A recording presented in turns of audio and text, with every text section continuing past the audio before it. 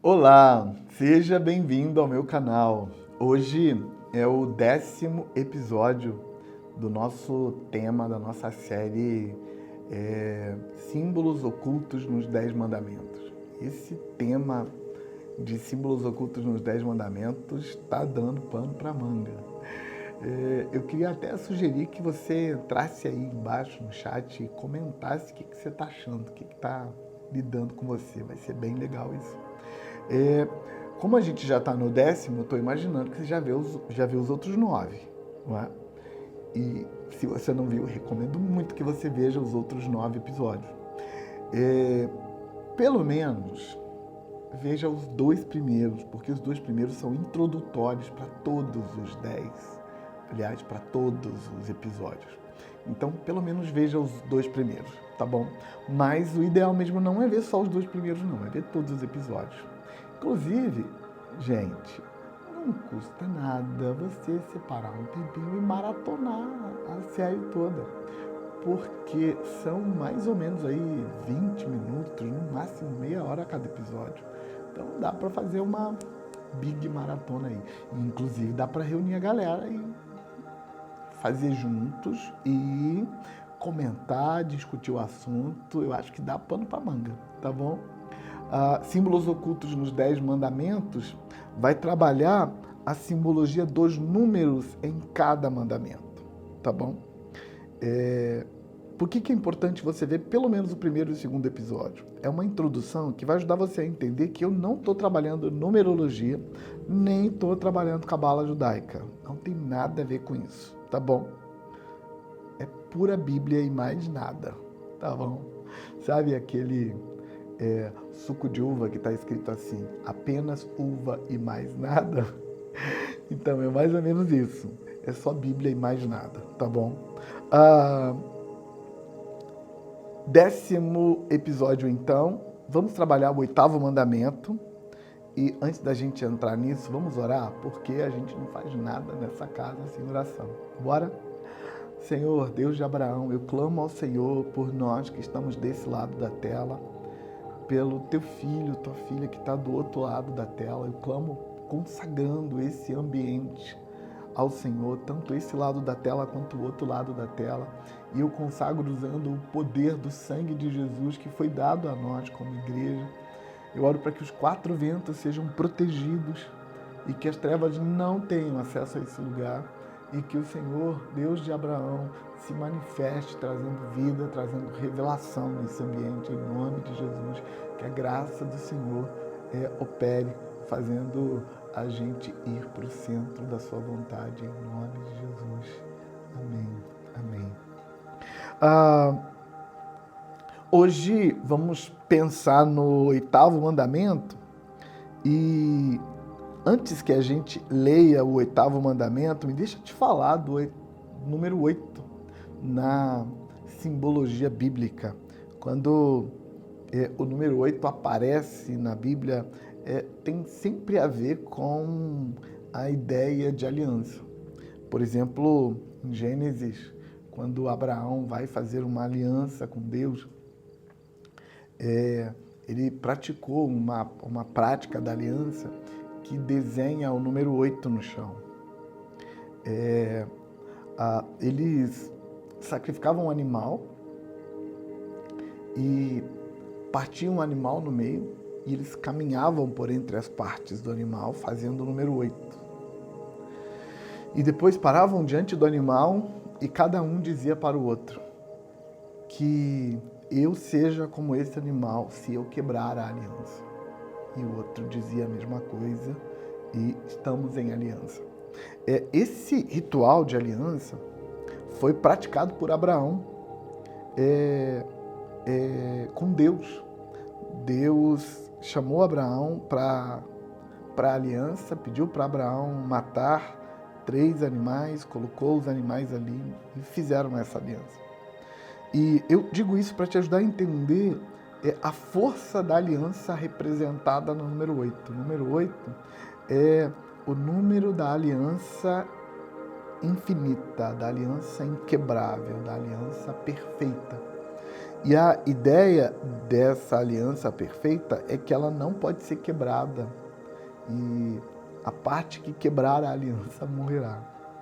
E a ideia por trás dessa aliança, do número 8, é muito legal quando você olha para o número 8 na cultura judaica. A letra judaica para o número 8 seria a letra Het. E a letra Het, que é o número 8, ela é simbolizada por uma barreira, como se fosse uma porta fechada.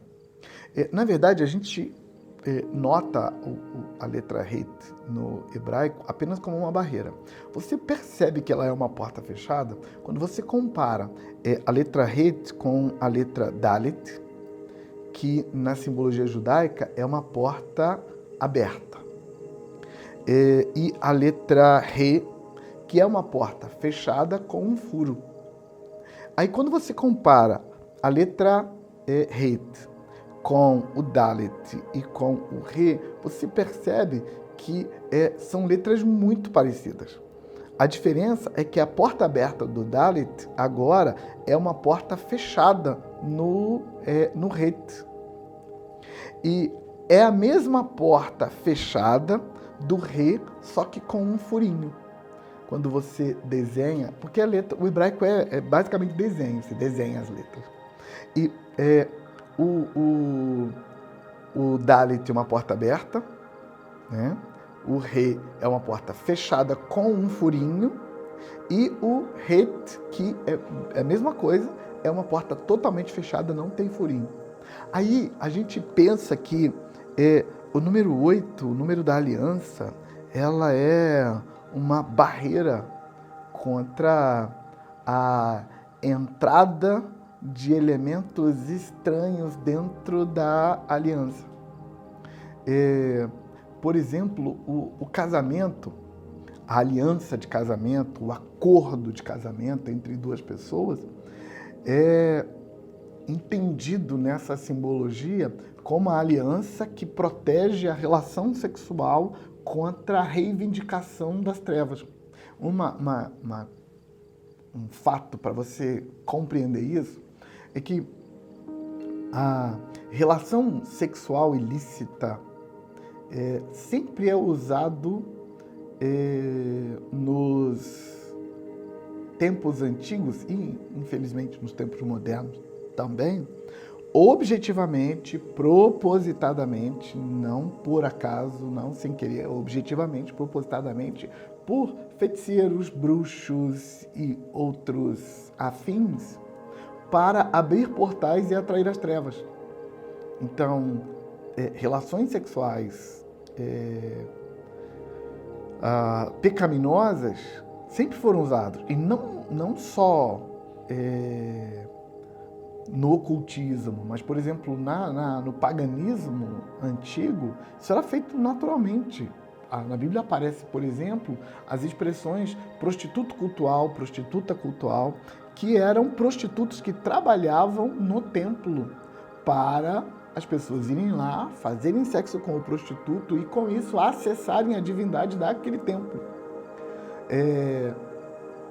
Em outros tempos, o mesmo ritual, usando sexo, e, gente, sexo dos mais variados tipos para fazer invocação. Sexo com animal, sexo com criança, abuso sexual, sexo com violência, sexo obrigado, estupro, violência, tudo para invocar determinada entidade espiritual. Aí, a aliança do casamento eu falo no meu livro, eu escrevi um livro chamado Investindo na Vida Sexual do Casal. Eu digo que o casamento é a casinha que protege a relação sexual para que nada ali seja reivindicado. Porque, por exemplo, num ritual de feitiçaria, o que acontece dentro do ritual de sexo vai mandar uma mensagem para o lado de lá. Por exemplo, se durante aquela relação sexual houve dor, aquela dor vai ser reivindicada do outro lado. Mas quando tem uma aliança, a aliança de casamento é a proteção para que nada seja reivindicado daquela relação ali, porque tem uma casinha. Aí eu acho muito legal quando você vê o número 8 nas letras hebraicas, porque, como eu já falei no primeiro episódio, nos tempos antigos, antes de existirem os algarismos arábicos, no hebraico os números eram letras. Então, o número 8 era a letra Het. E a letra Het é uma barreira, é uma porta fechada, totalmente fechada e sem brecha. E a ideia por trás dessa porta fechada é que quando há aliança, a aliança nos protege do mal. Inclusive, Deus faz uma aliança com Abraão para poder protegê-lo do mal. No Apocalipse, capítulo 3, versículo 20, tem um texto que fala disso, falando assim: eis que estou à porta e bato. Se alguém ouvir a minha voz e abrir a porta, eu entrarei em sua casa e cearei com ele e ele ceará comigo. A ideia de entrar em sua casa e cear com você e você cear comigo era basicamente uma declaração de aliança. Eu estou fazendo uma aliança com você, mas eu só faço uma aliança se você abrir a porta e me deixar entrar. Eu não entro na sua casa se você não abrir a porta e me deixar entrar. E aí quando faz aliança significa que a partir da aliança feita comigo, qualquer inimigo seu é meu inimigo também. Antes da aliança feita comigo, o seu inimigo é só seu inimigo, o problema é seu. E claro que a gente não está falando de natureza, a gente está falando de leis e princípios. Um dos princípios que operam no mundo espiritual é o princípio de que Deus só entra na sua casa se você abrir a porta. E não é uma questão de ter poder. Deus tem poder para abrir a porta, atravessar a porta, quebrar a porta, arrebentar a porta, tirar você de dentro da casa sem mexer com a porta. Ele é poderoso, ele não tem limite, ele. Mas o poder dele, a natureza dele, estabeleceu um limite feito por ele. Então, o limite estabelecido é uma manifestação do poder dele. E eu digo isso, gente, porque algumas pessoas dizem que se Deus tem limite, então ele não é todo-poderoso. Na verdade, ser todo-poderoso, ser o El Shaddai, que a Bíblia fala, implica que ele tem poder, não o que ele vai fazer com o poder que tem. Aquela fala famosa que as pessoas gostam de brincar, elas perguntam assim: Deus pode criar uma pedra que ele não possa carregar? Porque se ele pode criar a pedra, então ele não é todo poderoso, porque ele não pode carregar a pedra que ele mesmo criou. Se ele não pode criar a pedra que ele não possa carregar, então ele não é todo poderoso, porque tem uma pedra que ele não pode criar. E o que as pessoas tentam colocar nessa filosofia besta? Porque é muito besta isso, gente. As pessoas tentam colocar um jeito de provar que Deus não é todo poderoso, entendendo que todo poderoso é demonstrar esse poder fazendo. Mas, na verdade, ter todo o poder significa que todo o poder do universo está sob o controle dele. Agora, o que ele vai fazer com esse controle não é problema seu, é dele. Ele que é o Deus. E, aliás, o fato de ele ser o todo-poderoso implica, por exemplo, que ele pode colocar limites para ele. E ele colocou um limite. Ele colocou um limite que, durante determinado tempo, ele não vai se meter na sua vida. Para ele entrar na sua casa, ele vai bater na porta. Se você abrir, ele entra. Se você não abrir, ele não entra. Mas quando ele entra, então ele faz uma aliança. E quando ele faz uma aliança, ele serve de proteção, ele serve de barreira na aliança entre você e o seu inimigo. Então o mal não vai chegar a você toda vez que você reivindicar a aliança, porque ele tem uma aliança com você. E o número 8 é o número da aliança. Essa aliança que quando você a reivindica, ela funciona como uma barreira, como uma proteção para tudo. Assim como no casamento, a aliança feita entre o homem e a mulher vai proteger para que as trevas não reivindiquem o que acontece ali dentro do casamento,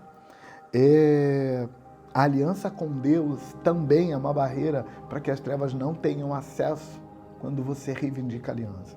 Deus entra na briga por você, não porque a briga seja dele, ele entra na briga por você porque você reivindicou a aliança, porque você pediu que a aliança funcionasse ali naquele momento. E aí a pergunta agora que você entendeu a aliança, o número 8 como o número da aliança, a pergunta é o que o número 8, o número da aliança, tem a ver com o 8º mandamento? O que o 8º mandamento reza? Não furtarás. O furtar aqui não implica em roubo com violência. Furtar implica em roubo furtivo. Furtar implica em um roubo em que você enganou alguém, entrou na casa dele, fingiu e furtivamente catou o bem dele. A ideia do furto é de que você teve licença para entrar na casa. E a ideia por trás do furto é que o furto é sempre uma traição à aliança. E quando você furtivamente, enganosamente faz o que a outra pessoa aliançada com você não te permite fazer, então não te deu acesso, então esse furto estraga e quebra a aliança.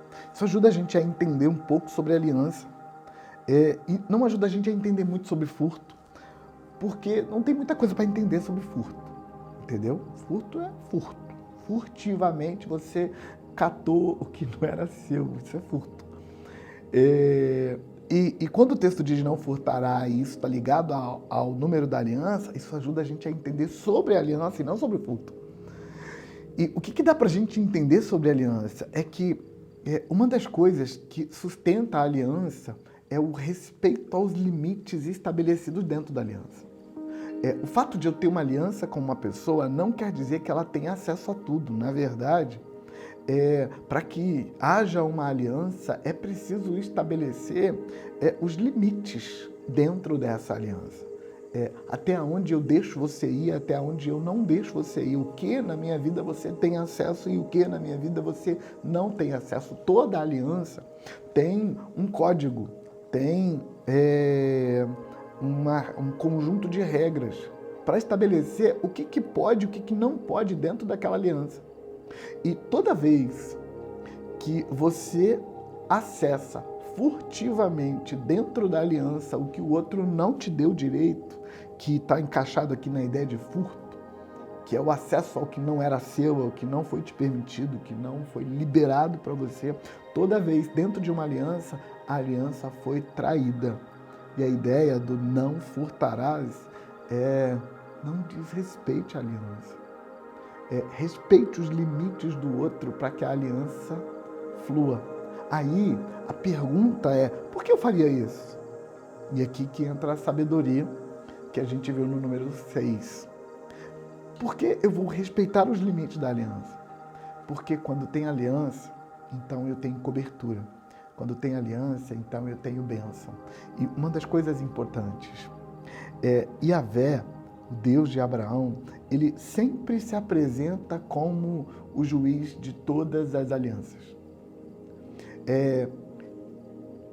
Quando o texto de Gênesis 2 coloca Deus estabelecendo o casamento e falando a palavra por causa disso, por causa do primeiro casamento que eu realizei, o homem vai deixar seu pai e sua mãe, vai se unir à sua mulher, Deus estava se colocando ali como o patrono da aliança.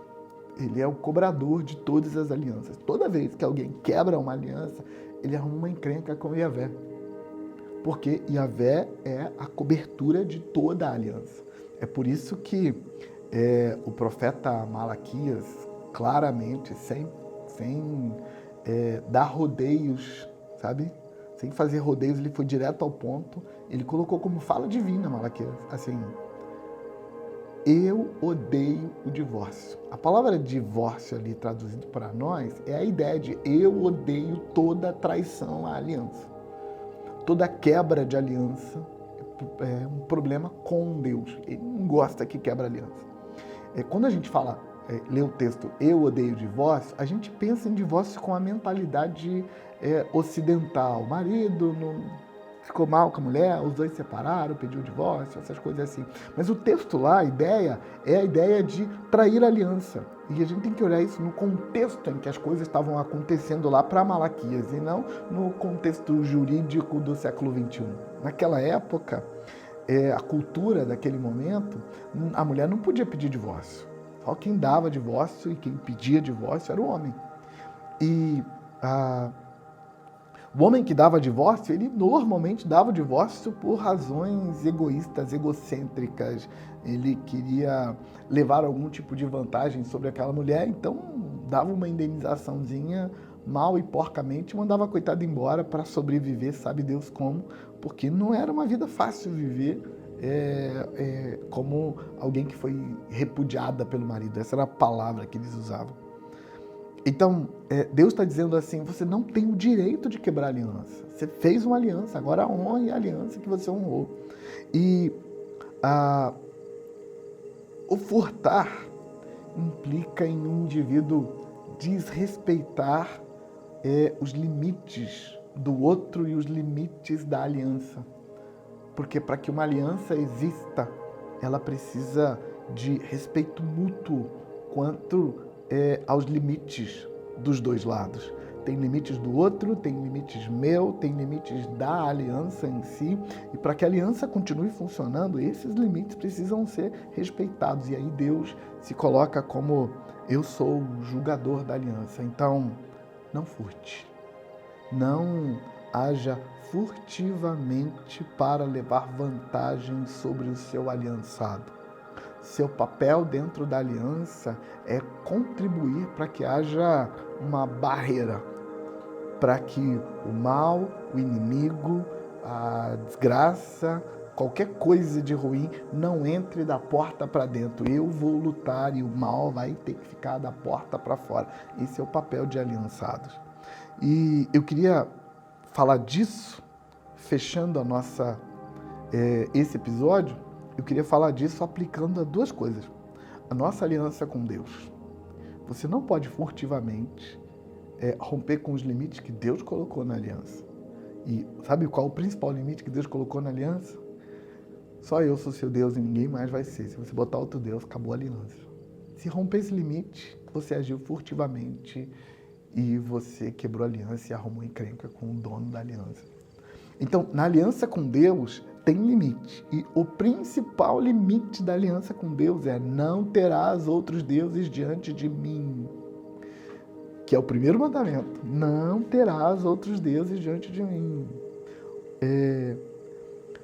Essa ideia de não ter outros deuses seria quebrar a aliança. Seria trazer para dentro da aliança algo que faria mal para a aliança. E se a aliança foi quebrada, se você desrespeitou o limite da aliança, então não tem mais porta, não tem mais barreira. O inimigo agora pode entrar, o mal pode entrar, a desgraça pode entrar. Porque se você rompeu com o limite, Deus não está mais operando. Foi isso que Balaão fez com Israel. Balaão convenceu Israel a trair Yahvé, a furtar de Yahvé o lugar dele na aliança, o lugar único. E aí, quando Balaão convence Israel a fazer isso, Israel fica desprotegido porque a proteção, a cobertura que Yahvé exercia sobre Israel não estava mais lá. E aí Balaão lançou a maldição, a feitiçaria, e a feitiçaria pegou e começou a matar gente. Naquele dia morreram 23 mil soldados de Israel pela mandinga que Balaão fez. Porque Israel se furtou da sua obrigação na aliança.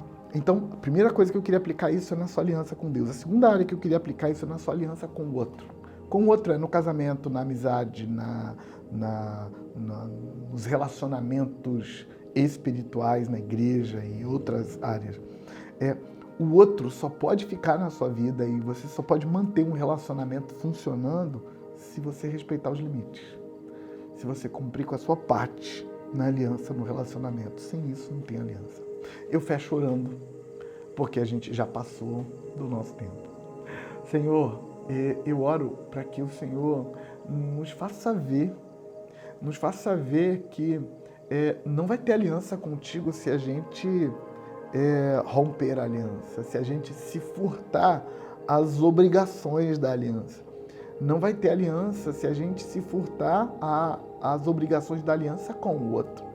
A aliança é feita por cada um cumprindo sua parte na aliança.